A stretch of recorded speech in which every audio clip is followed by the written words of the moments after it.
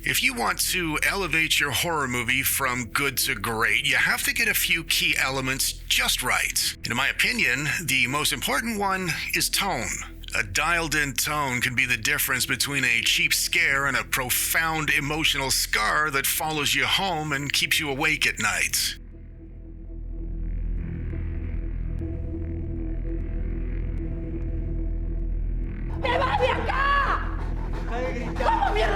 When I look back at my list of favorite horrors, every single one of them has that certain something extra beyond a great cast and a strong premise. A skilled filmmaker uses lighting and sound design and special effects to craft a tone that guides you through their story like a compass. Good horror movies set their tone early, but great ones wait until you're comfortable, then they twist the tone like a cold knife between your ribs after you've made the mistake of turning your back. And that's exactly what Damien Rugna did in what many people consider to be 2023's standout horror hit.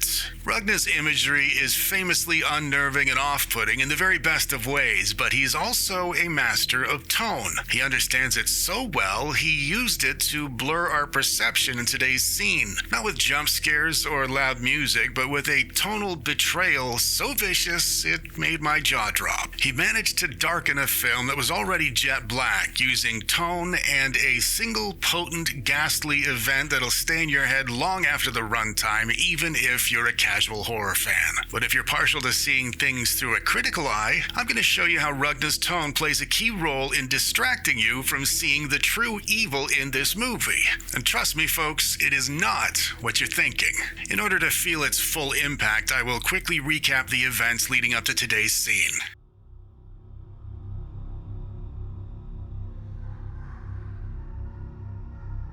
When Evil Lurks follows two Argentine brothers, Pedro and Jamie. Pedro's our protagonist and our window into the story. Rugna sets the tone immediately by punctuating the opening credits sequence with grotesque close-ups of body parts. Pedro and his brother absorb the horror with a calm familiarity, and that tells us this sort of event isn't as shocking in their world as it would be in ours. And before we can process these images, they are swept aside by the festering, oozing imagery of this poor tumefied fella. He is possessed, and in this state, he is referred to rather appropriately as a rotten. After the rottens encourage the boys to reschedule lunch for a week or so, they decide to dump him hundreds of miles away because killing a rotten is against the rules. Transporting the swollen servant of Satan involves lots of spills and secretions and squishes and squirts. And as awful as all that sounds, it is heavenly compared to what'll happen to them if they kill the rotten or it dies in their care. And the rottens know that. That's why they antagonize people on purpose. They know your deepest fears and darkest secrets, and they use them against you to great effect. When Ruiz gets home from dumping the rotten, his pregnant wife Sabrina realizes the possession has spread into one of their goats. In a panic, Ruiz shoots the goat, and that breaks the rule about using firearms, because apparently the sulfur in gunpowder speeds up the possession. Have I mentioned Rugna's pretty good with the minor details too? To quash any possibility of eternal torment, Sabrina brings her entire family to an end with a very sharp axe, and it's some of the most striking imagery and horror that I have ever seen. If things feel relentless so far, it's because they have been. We're barely out of the first act, and the weight of the tone is already draped across your shoulders like the devil herself. But worry not, folks, we are in Damien Rugna's capable directorial hands, so he gives us a break by gently veering the narrative off the road into a quiet, sunny suburb to the home of Pedro's ex-wife. And this is where today's scene takes place. Pedro insisted on going where his kids were, and for the first time in the movie, we get a moment to process everything Rugna's been subjecting us to.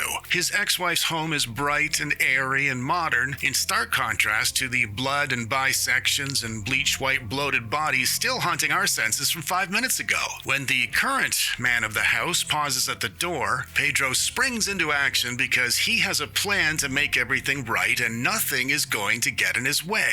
Inside the house, the morning sun warms the quiet space. Pedro burns his clothes to destroy any trace of demonic infection, while his wife's husband grabs him something clean to wear. Then his ex-wife appears, understandably upset by his presence and all the early morning chaos. Then once his son and his son's half-sister Vicky say their hellos, the emotion of the moment takes over. When the shouting starts, little Vicky instinctively pairs off with Roger, the family dog. The grown-ups spiral into an ugly extended exchange, but compared to the hell we've just been through outside, this domestic turbulence feels like a hiccup. As we take in the pastel-colored walls and the 4 decoratively framed leaves in the front room, it feels just like the break in the action every well-paced horror story gives you. After enduring 35 minutes of gore and suffering, we have a very clear picture of what's trying to get us in this movie, and there is absolutely none of it in here. But then this happens. Don't worry, folks, you'll be seeing everything momentarily, I promise. As casual movie fans, we've just watched Pedro voluntarily endanger himself by trying to save his ex-wife and kids from some seriously messed up circumstances. And to make things properly tragic, something inconceivably worse ends up happening as a result. So, you might be thinking, if we're only 40 minutes into the movie and things get even crazier about 20 minutes from now, which they do, why did I pick this scene?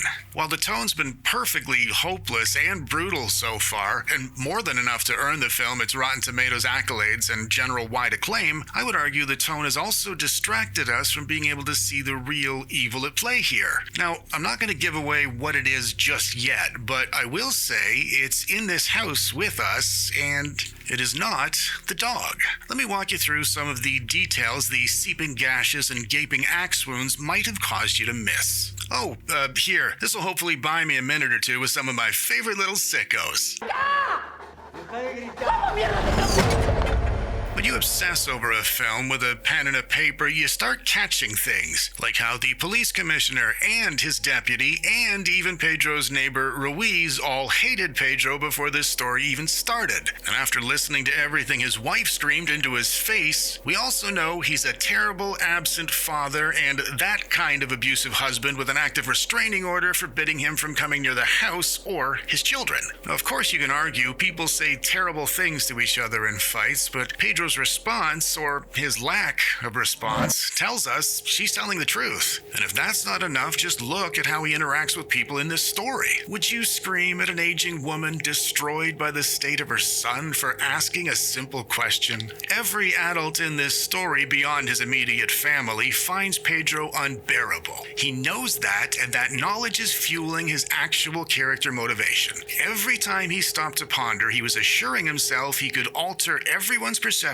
of him, most importantly his own, just by showing up unannounced as their knight on a white horse. Would you look at the color of that gelding? He charges in like Tom Cruise barking orders, but his ex knows him, so she sees a crazy naked man and not the charismatic mover and shaker he's impersonating. Ultimately, coming here had nothing to do with saving his family and everything to do with being seen saving his family. How do I know that? I paid attention to the details Rugna gave us. When Pedro arrived, nobody had any idea what he was talking about, but he forced his way inside and stripped down to burn his clothes anyway. Casual viewers saw Pedro as a flawed man trying to do the right thing by his family in unimaginable circumstances, but we obsessive nerds with our pen and paper might find this scene almost unbearable, because underneath the pus and the cracked skulls, there's something even worse hiding. It is silent, and it's vile, and it is pretending to be the opposite. As I said, this scene is brutal in its simplicity, and it'll work with or without me blabbering over it, but these extra little details might help you see the scene the way I did.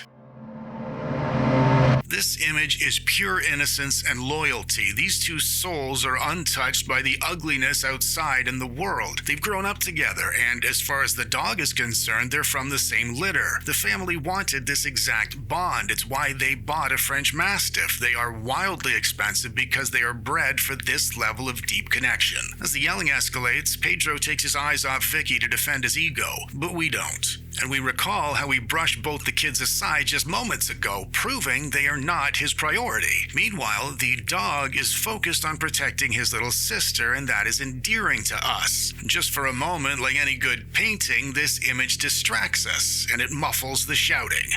But 3 frames later,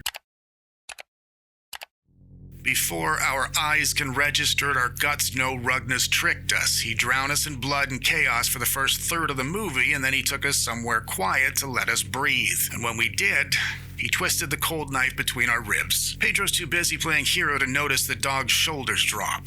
And in a fraction of a second, the size of the dog's jaw and its surprising speed obliterate every notion we had of brotherhood and loyalty and safety. It's as if we were thinking like children ourselves just a tenth of a second ago. And then it dawns on us. Pedro knows all the rules, and he knows them well. His mother used to sing them to him as a child, and we know that because she tells us that as she's singing them to Pedro's son in the car 20 minutes from now. That means Pedro didn't forget the rules, he ignored them, so he could transport the infectious possession from miles away into a neighborhood and a home that was previously infection-free. Then he tossed his infected clothes onto the floor for a giant, powerful dog to interact with, even though the second rule is to avoid animals as they are highly susceptible to possession. If you're tempted to excuse him because he's not thinking straight given the extreme and unusual circumstances, I'll remind you, in this story world, this kind of thing isn't that unusual. We don't want to see the next frames, but we can't go back now. There's no music or dramatic score to soften the sound of teeth crushing her tiny skull. We haven't learned anything after another tenth of a second. We already knew the dog was strong. The same breeder who told us these were brilliant family dogs also boasted they were originally bred to hunt wild boars and bears, but we ignored that bit. So when Vicky's face is completely engulfed by the dog's mouth, we're not surprised, but we are desperately scrambling to understand how we let a beast like this near our child in the first place.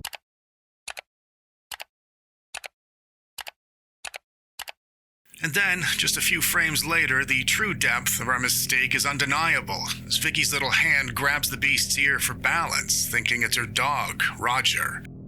¡Casado! ¡Te vas de acá! ¿Cómo mierda te tengo que...